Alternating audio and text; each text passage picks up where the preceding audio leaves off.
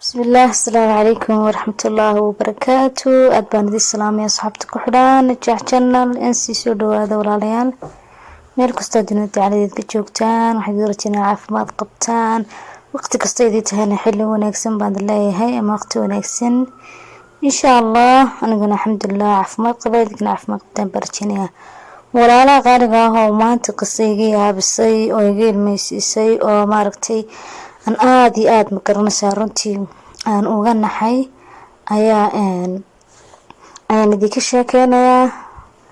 Markaas qisadan waxay la soo wadaagtay gabadh Soomaaliyeed oo qabta Facebook igu soo qortay. waa qoraal waa qiso walaa runtii aan la yaabay kusaad ilmeysisay walaa gabadhiga sheekisay weeyaan. waxaan rabaa insha Allah inaan la wadaago idin akhriyo qisada إن شاء الله داتنا كعصبتين حارجين إن شاء الله إن سبسكرايب نو صارت نو سبسكرايب كوسارنين هدو ساري هنا مركز تأيو حلقة استمو قلق كسو قاعدنا لايك تنقولي ورقلي إن شاء الله دولا كدقو واحد رقبدني وراح يكون بلوضة قصيدة إذا دادي ذوالي حلوات سنة ترى وحالنا ولا هاي walaalada iyo aabahay laakiin hooyaday Allah u naxariisto bir dhaxdaas ayay dhimatay. Allah u naxariisto lana anaguna waxay tiri markii ay hooyaday noloda waxay ahayd mid markasta aan qalad galno na habaari jirtay waxna nagu habaari jirtay awlaad la'aan indho la'aan iimaan la'aan iyo wax kasto afkeeda ka soo baxa subhanallah. waxay kala tiri aniga bay tiri hooyaday wax kasta hooyaday bay tiri markasta waan u duceeyaa laakiin bay tiri abaayaday waxa ay tiri maalin walba abaayada waa walaasheedu ka weyn markaas waxay tiri maalin walba ma harsado habeen ma seexdo waan murugeysanahay abaayo markaas soo iguma dhacayo bay tiri maanta iima noolo bay tiri haddaan cafis weydiisan lahaa hooyadayda bal ila tali maxaan sameeyaa ayay tiri uusan habarkaas igu dhicin hana igu jeesteesin insha Allah. horta subhanallah ayaan leenahay jeestees horta ma jiro waa gabadh walaasheen oo dhiban Ilaahay subhanahu wa ta'ala horta inta saafiyo ilaa niyada u dajiyo insha Allah wax qar qaban ha sii wanu ducaynaynaa. talabaad gabadhaas waxaan dhihi lahaa horta waan dhahay wixii kale insha Allah halka baan idinkana ma garanaysaa wada maqashiin aydu kula wadaagiya. horta waxa jirta hooyooyinka Soomaaliyeed maxay ahayd hooyooyinkeena wada xumo Ilaahay subhanahu wa ta'ala inoo dhaafo inta dhimatana Allah u naxariisto inta noolna ma aragteen Ilaahay xaqaa garsiiyo. horta habaarku laba mid buu noqon karaa waalidka siiba hooyada laba mid buu noqon karaa waa mid qof aad hooyada karaahiyad ka shaqaysanaysid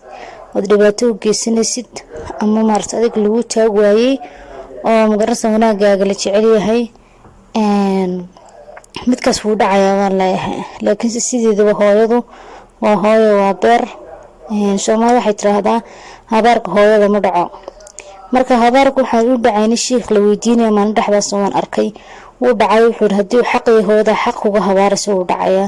nagsadan xaq ahayn ma dhacayo. marka insha Allah intaas waxaan leenahay hadii xaq ahaa oo wax kale oo qalad aad ku jirtay oo hooyada akraaya ka shaqaysanaysay oo nafta aad u keentay maanta ma noolo Ilaahay u naxariisto. waxaan dhihi lahaa markaas marka la cafis ma weydiisan lahaa halka waxay gaara dhadhantay in maartay yani ay dib sameey jirtay kale gabadhaas way maqli doontaa qisadan aan ka sheekeynaa mataladan u soo jeediyeen iyada ku socota.